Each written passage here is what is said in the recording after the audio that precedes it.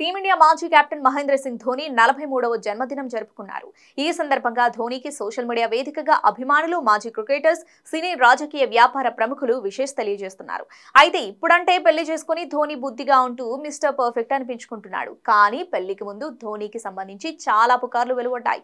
Bollywood star heroine Deepika Padukone నుంచి south heroine Roy Lakshmi వరకు ధోని చాలా మంది హీరోయిన్స్ తో ప్రేమాయణం నడిపాడని అప్పట్లో అనేక గాసిప్స్ హల్చల్ చేశాయి. దీపికా పదుకొనే కోసం ధోని తన హెయిర్ స్టైల్ ను కూడా మార్చుకున్నాడని అప్పట్లో బాలీవుడ్ కోడై కూసింది.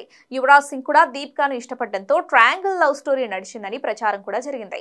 ధోని, యువరాజ్ మధ్య గొడవలకు దారితీసిందని కూడా అప్పట్లో వార్తలు హల్చల్ చేశాయి. సౌత్ ఇండియా హీరోయిన్ అసిన్తో కూడా ధోని ప్రేమాయణం నడిపినట్లు వార్తలొచ్చాయి. అయితే అసిన్ ఓ వ్యాపారవేత్తను పెళ్లి చేసుకోవడంతో ఈ వార్తలకు చెక్ పడింది.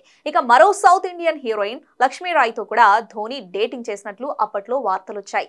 చాలా రోజుల పాటు ప్రేమించుకున్న ఇద్దరు కూడా పెళ్లి చేసుకుంటారని ప్రచారం జరిగింది. కానీ ధోని బయోపిక్ చిత్రం ఎంఎస్ ధోని అన్టోల్డ్ స్టోరీలో లవర్ పాత్ర లక్ష్మీ రాయ్దేనని బ్రేకప్ అవ్వడంతో సినిమాలో చనిపోయినట్లు చూపించారనే వాదన కూడా ప్రచారంలో ఉంది.